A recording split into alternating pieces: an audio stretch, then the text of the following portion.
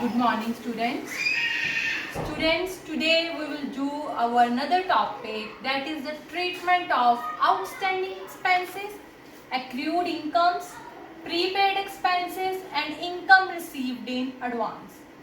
बेटा these four terms are synonymous with each other. So आपको बेटा इसमें confusion रहती है. आज मैं आपको ये टर्म्स पूरे क्लियरली डिफाइन करूंगी. आप अपनी नोटबुक पे इसको राइट डाउन करो और अच्छी तरह से समझना. Okay, first is outstanding expenses. Outstanding expenses, it means expenses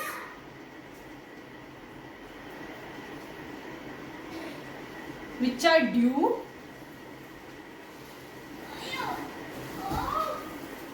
but not yet paid. Expenses means खर्चे जो भी ड्यू है बट अभी आपने उसको पे नहीं किया. अभी आपने उसको पे करना है. अभी आपने उसको पे नहीं किया, अभी आपने उसको पे करना है. बेटा जो चीज अभी हमने पे करनी होती है तो वो बन जाती है हमारी liability. So it becomes the liability of business. ठीक है बेटा, जहां पैसा जाना है, अगर देखो याद रखो, पैसा मीन्स मनी अगर जाननी है तो वो हमारी होती है लायबिलिटी. अगर मनी वो आनी है कहीं से, पैसा आना है हमें कहीं से, तो वो हमारी होती है एसेट. ये याद रखो, अगर पैसा जाना है तो लायबिलिटी, पैसा आना है तो एसेट. और जो लायबिलिटी होती है वो हमेशा हमारी क्रेडिट होती है और जो एसेट होती है वो हमेशा हमारी क्या होती है, डेबिट होती है. ठीक है, अब देखो पहला ट्रीटमेंट क्या है, आउटस्टैंडिंग एक्सपेंसेस. वो एक्सपेंस जो भी ड्यू है, मतलब ड्यू हो गए हैं, काम कर दिया उस पर्सन ने, लेकिन आपने अभी उसको पेमेंट नहीं करी. Is it okay? तो ये उस पर्सन, उसकी बिजनेस की क्या बन जाती है, liability. Means for example salary due but not yet paid ₹1000. ठीक है, सैलरी, एक पर्सन है ए, उसने काम किया आपको जुलाई में. कब काम किया, जुलाई में. 1 जुलाई से लेकर उसने 31 जुलाई तक, पर्सन है ए, उसने 1 जुलाई से लेकर 31 जुलाई तक आपको काम करके दिखाया. ठीक है, अब 31 जुलाई को आपको उसको सैलरी देनी है. ठीक है, 30 या एट द एंड आपने उसको क्या करना है, सैलरी पे करनी है. 31 जुलाई को आपको उसको क्या करनी है, सैलरी को पे करना है. उसको आपने सैलरी कितनी पे करनी है, 1000. बट आपने क्या किया, 31 जुलाई बीत गई बट उसको सैलरी पे नहीं की. मीन्स सैलरी क्या होगी, ड्यू बट नॉट पेड. क्या हो गई, salary due but not paid ₹1000. अब क्या हो गया, अब सैलरी आपने अभी पे करनी है. तो सैलरी जो है, अगर आपका खर्चा है, सैलरी क्या है आपका, एक्सपेंस, क्योंकि ये आपने पे करना है तो ये क्या है, एक्सपेंस. और अब ये सैलरी अगर पे कर दी होती तो क्रेडिट क्या हो जाना था, कैश. अब पे नहीं की तो ये आपकी क्या बन गई है, लायबिलिटी. तो ये क्या आ जाना है, सैलरी आउटस्टैंडिंग, ये आपकी है लायबिलिटी. हमारा नॉमिनल अकाउंट का रूल है बेटा, debit all expenses and losses. Means expense क्या आना है, डेबिट, और लायबिलिटी क्या आनी है, क्रेडिट. क्लियर? तुम्हारी एंट्री क्या बनती, इफ पेड, अगर हमने सैलरी पे की होती तो हमारी एंट्री आनी थी, salary account debited to cash account 1000. यही आनी थी अगर हमने पे की होती. ठीक है, बट अब क्या है कि ड्यू है बट नॉट पेड. ड्यू है बट नॉट पेड, पे नहीं की, तो ऊपर वाला तो सेम आएगा. Means salary account debit. अब पे नहीं की तो नीचे टू कैश नहीं आना, नीचे क्या आना है, to salary outstanding account. To salary outstanding account. देखो आई होप ये आपको क्लियर हो गया हो, अब ध्यान से देखना इसको, ठीक है। सो हम नेक्स्ट हम करते हैं हमारी accrued incomes. Write down accrued incomes. Next topic है बेटा एक्रूड। नेक्स्ट टॉपिक क्या है? एक्रूड। इसका मीनिंग है it means expenses which is, it means incomes which are due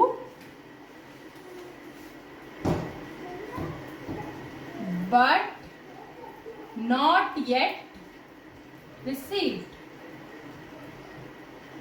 incomes जो अभी ड्यू हैं लेकिन अभी आपने उसको रिसीव नहीं किया, आपने अभी उसको रिसीव करना है। बेटा बात वही होती है जैसे एक्सपेंस की होती है ना, एक्सपेंस में मतलब अभी पे नहीं किया, not yet paid, but expense के लिए हम वर्ड यूज करते हैं आउटस्टैंडिंग, ठीक है। वैसे इनकम्स अगर हो नॉट येट रिसीव्ड, बात वही है बट इसके लिए हम वर्ड यूज करते हैं एक्रूड। क्लियर?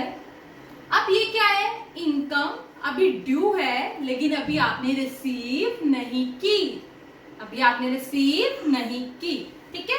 यही देखिए फॉर एग्जाम्पल मैंने किसी को अपनी जगह दी है रेंट पे, 1 जुलाई को रेंट पे जगह दी, मंथ एंड हो गया 31 जुलाई को, तो अब उसने मुझे क्या पे करना है? रेंट। मैंने तो खुद को देखना है ना, तो मैंने क्या करना है? रेंट रिसीव करना है। 31 जुलाई को मुझे रेंट कितना चाहिए? 1000। ओके अब क्या हुआ? 31 जुलाई बीत गई, उसने मुझे रेंट नहीं दिया, रेंट नहीं दिया। अगर तो मैं रिसीव कर लेती तो मेरी एंट्री हो जानी थी कैश अकाउंट डेबिटेड, पैसा आया, rent income to rent account, यही हो जानी थी अगर मैं रिसीव कर लेती। अब सपोज करो क्या हुआ? 31 जुलाई बीत गई, मैंने रिसीव नहीं की, नॉट रिसीव्ड येट। अब अगर मैंने रिसीव ही नहीं करी तो अब क्या हुआ? देखो अगर मैंने अभी सैलरी रिसीव नहीं करी, बस रेंट रिसीव नहीं किया, अब यहां से देखो आपने रेंट रिसीव करना है, तो ये रेंट आपकी क्या है? इनकम। क्या है ये रेंट आपकी? इनकम। ये रेंट आपकी क्या है? इनकम, क्योंकि आपने इसको रिसीव करना है। जैसे एक्सपेंस हमेशा डेबिट होते हैं, नॉमिनल अकाउंट का रूल है, इनकम्स हमेशा हमारी क्या होती हैं? क्रेडिट। क्या होती हैं? क्रेडिट। क्लियर? अब आपने अभी रिसीव करनी है, पैसा अभी आना है। मैंने आपको पहले बताया है अगर पैसा आना हो तो एसेट होती है, पैसा जाना हो तो लायबिलिटी होती है। इस केस में पैसा अभी आना है, मींस एक्रूड रेंट, अभी पैसा आना है, ये आपकी क्या है? एसेट। और एसेट हमेशा क्या होती है? Debit. Liability credit, assets debit, income credit, expense debit, ये आपको याद रखना है, ठीक है। अब देखो इफ नॉट रिसीव्ड, ये समझ लगी? डेबिट क्या हो गया? एक्रूड रेंट, क्रेडिट क्या हो गया? रेंट, एंट्री क्या बन गई? Accrued rent. हमारी एंट्री क्या बन गई? देखो बेटा accrued rent account debit to rent account, क्या एंट्री बन गई? Accrued rent account debit to rent account. देखो इसमें थी कैश अकाउंट डेबिट, अब कैश नहीं आया तो उसकी जगह पे मैंने क्या लिख दिया? एक्रूड। नीचे सेम ही रहना है क्योंकि दोनों ही इनकम है, मिल गया तो ऊपर कैश आ जाएगा, अब नहीं मिला तो ऊपर क्या आ जाएगा? Accrued rent. आई होप ये आपको 2 टॉपिक क्लियर हो गए हो। सो मैं आपको 3rd टॉपिक करवाती हूँ, prepaid expense. Next is prepaid expenses. It means expenses which are paid in advance, expenses which are paid in advance. आपने कोई खर्चा पहले पे कर दिया, कोई अमाउंट आपने पहले ही पे कर दिया, अब पे करोगे? नो, अब आप पे नहीं करोगे। सो ये मेरा क्या बन जाएगा? Prepaid, paid in advance. For example, वही आप एग्जाम्पल लो, सैलरी आपने काम किया 1 जुलाई को से लेकर 31 जुलाई तक, ठीक है, बट आपको जो सैलरी है उसने कब पे कर दी थी? 1 जुलाई को। उसने सैलरी आपको कब पे कर दी? 1 जुलाई को, जुलाई मंथ की, for the month of July. उसने जुलाई महीने की सैलरी आपको 1 जुलाई में दे दी। मतलब अभी आपने काम तो नहीं किया ना, अभी आपने पूरा मंथ काम करना है, लेकिन उसने आपको एडवांस सैलरी दे दी है इस मंथ की, तो उसको हम क्या बोलते हैं? Prepaid expense. क्लियर है? क्या बन जाएगी ये? Prepaid salary. अगर आपने उसको एडवांस में दे दी है, उसने अभी काम नहीं किया, तो सैलरी को हम क्या बोलेंगे? Prepaid salary. अब मुझे बताओ, अब मंथ के एंड में आपने उसको देनी है, मंथ के एंड में 31 जुलाई को आप उसको दोबारा दोगे? नो। अब आपने अगर उसको नहीं देने पैसे, तो ये आपकी क्या बन गई? अगर पैसे देने होते तो लायबिलिटी होती, अब पैसे नहीं देने तो ये आपकी क्या है? एसेट। पैसे देने नहीं है तो ये आपकी क्या है? एसेट है, ठीक है, क्योंकि आप इसको एडवांस में दे चुके हो, आपकी उसकी तरफ कोई भी लायबिलिटी नहीं। क्लियर? और सैलरी जो आपने क्या करनी है, क्या करनी है? आपने पे करनी है। आप क्या बेटा? प्रीपेड सैलरी, ये क्या बन गई? आपकी एसेट। क्यों? क्योंकि आपने इसको अब पे नहीं करना, आप ऑलरेडी पे कर चुके हो। क्लियर? अगर आप इसको, फॉर एग्जाम्पल, आप इसको सैलरी पे करते 31 जुलाई, कब सैलरी पे करते हो उसको? 31 जुलाई को, at the end of the month, तो आप एंट्री क्या डालते? Salary account debit to cash account, ठीक है। अभी भी एंट्री आपने 31 जुलाई को ही डालनी है, एंट्री 31 जुलाई को ही डालनी है, बट वो सैलरी अब आप कब पे कर चुके हो? 1 जुलाई को आप सैलरी उसकी पे कर चुके हो, तो हम सैलरी टू कैश नहीं लिखेंगे, हम क्या लिखेंगे? Prepaid salary account debit to cash account.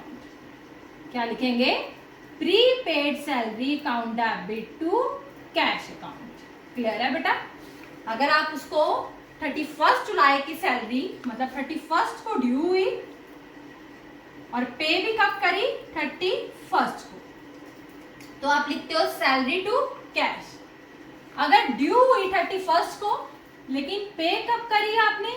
1 जुलाई को, एडवांस में पे करी, तो आपने लिखा प्रीपेड सैलरी टू कैश। ठीक है। थर्ड कंसेप्ट में ये 31 को ड्यू हुई, लेकिन अभी तक नहीं पे की, नॉट येट पेड, अभी तक नहीं पे की, तो वो सैलरी आपकी क्या बन जाती है?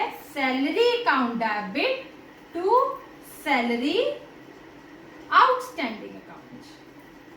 क्लियर है बेटा? तीनों कंसेप्ट उसी वक्त पे कर दी टू कैश, एडवांस में पे करती प्रीपेड सैलरी टू कैश, अभी तक नहीं पे की तो salary to salary outstanding, salary outstanding आ जाएगा, टू कैश नहीं आएगा।